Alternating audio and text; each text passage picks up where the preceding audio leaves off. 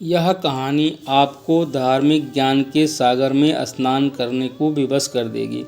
एक शहर में छोटा सा कस्बा था जहाँ बहुत बड़ा मंदिर था। मंदिर में भक्तों की भीड़ हमेशा लगी रहती थी। मंदिर के आने जाने वाले रास्ते में धार्मिक सामग्री बिक्री हेतु छोटी छोटी दुकानें लगी हुई थी और उन्हीं दुकानों में एक दुकान राम अवतार की थी। वह शंकर भगवान का परम भक्त था। वह कई घंटों शंकर भगवान की पूजा में लगा रहता था। दुकान में वह और उसका छोटा भाई बैठा करते थे। उसका छोटा भाई जयशंकर, जो कि केवल 8 वर्ष का था। हालांकि जयशंकर दुकान के काम के साथ साथ अपनी पढ़ाई में भी बराबर ध्यान देता था, जिस वजह से वह अपनी सभी कक्षाओं में अच्छे अंकों से उत्तीर्ण होता आया था। राम अवतार अपने भाई से बहुत प्यार करता था। राम अवतार की माँ भाई को जन्म देते ही दुनिया छोड़ चुकी थी। बचपन से भाई को राम अवतार ने माँ और बाप दोनों का प्यार दिया था। जयशंकर अपने भाई का सम्मान एवं आज्ञा का पालन करता था। वह घर के काम के साथ साथ दुकान का भी काम संभाल लेता था। उनकी ज़िंदगी बहुत मज़े से चल रही थी। लेकिन एक दिन नगर निगम का ऐलान होता है कि मंदिर परिसर से सभी दुकानें हटाई जाएंगी। इसका सीधा मतलब था, जिसकी स्वयं की ज़मीन होगी वही यहाँ धंधा कर सकता है। राम अवतार अपने घर में पूजा कर रहा था। जैसे ही उसे यह बात पता चलती है, उसके पैरों तले ज़मीन खिसक जाती है, क्योंकि मंदिर परिसर की यह दुकान उसकी रोजी रोटी थी और उस दुकान के अलावा उसके पास आमदनी का कोई और जरिया नहीं था। वह तुरंत शंकर भगवान के सामने बेसुध होकर लेट जाता है। राम अवतार की आंखों में आंसू आ जाते हैं और वह शंकर भगवान से कहता है, क्यों दे रहे हो मुझे इतनी तकलीफ प्रभु? क्या मैंने कोई पाप किए हैं? कुछ देर बाद राम अवतार शंकर भगवान के सामने हाथ जोड़कर खड़ा होता है और अपनी दुकान की तरफ भागता है। सभी दुकानदारों को दुकान के सामान खाली करने के लिए एक दिन का समय दिया जाता है, जिसके लिए लाउड स्पीकर से लगातार सारे मंदिर परिसर में सरकारी ऐलान होता रहता है। सरकार के इस फैसले का सभी विरोध कर रहे थे, लेकिन मंदिर में भक्तों की संख्या बढ़ने की वजह से रोड का चौड़ीकरण करना अनिवार्य था।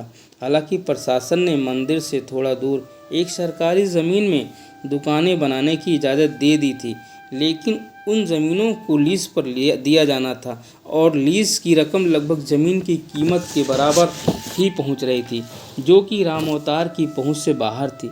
राम अवतार दुकान के अलावा कुछ और काम नहीं कर सकता था, इसलिए वह लीज पर ज़मीन लेने के लिए आवेदन भर देता है और 2 ही दिनों के अंदर उसे 30% राशि जमा करवाने का नोटिस मिलता है।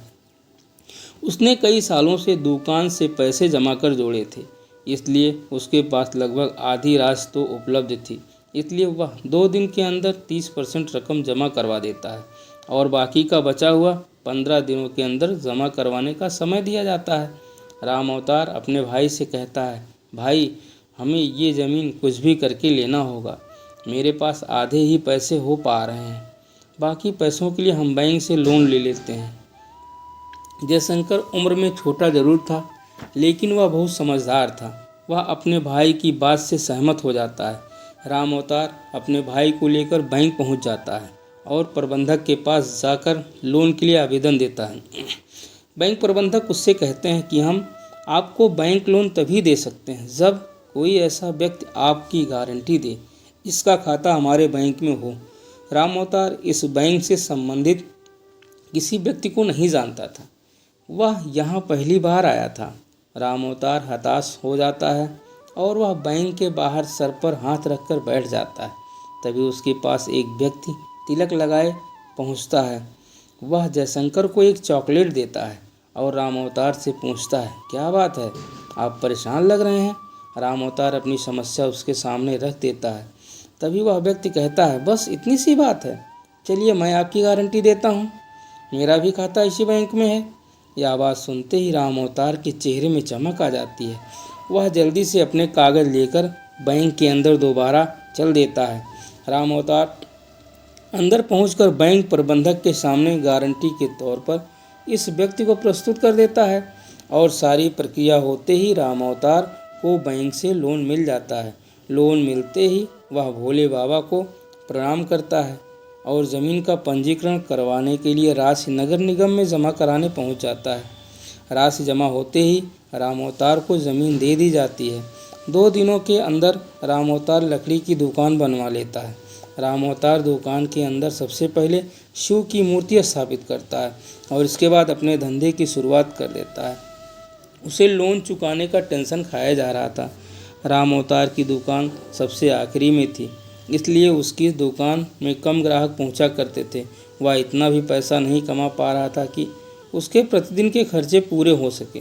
राम अवतार परेशान रहने लगा।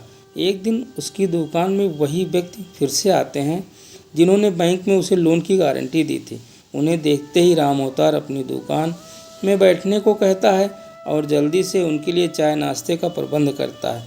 और जैसे ही वह व्यक्ति राम अवतार से उसकी दुकान के हालचाल पूछते हैं तो वह अपना दुखड़ा रोने लगता है। वह व्यक्ति शिव की मूर्ति को नीचे रखे देख राम अवतार से कहते हैं, तुमने शंकर भगवान को ऐसे क्यों स्थापित किया है? उनके लिए छोटा सा मंदिर बना लो, तुम्हारा कल्याण हो जाएगा। और इतना कहकर वह वहाँ से चले जाते हैं। राम अवतार उस व्यक्ति के जाते ही अपने काम में लग जाता है। 1-2 महीने के अंदर राम अवतार की हालत बदतर होने लगती है। वह कर्ज में डूबता जा रहा था, लेकिन इसके बावजूद वह शंकर भगवान की पूजा में उतना ही समय देता था जितना हमेशा से देता आया था। एक दिन वह थोड़ा बहुत जल्दी दुकान पहुंच जाता है और दुकान की साफ सफाई करने लगता है। राम अवतार का अचानक उस व्यक्ति की बात याद आती है कि शंकर भगवान के लिए छोटा सा मंदिर बना लो। तभी राम अवतार कुछ मजदूरों को बुलाकर दुकान के कोने में छोटा सा मंदिर बनवाने के लिए गड्ढा खुदवाने लगता है।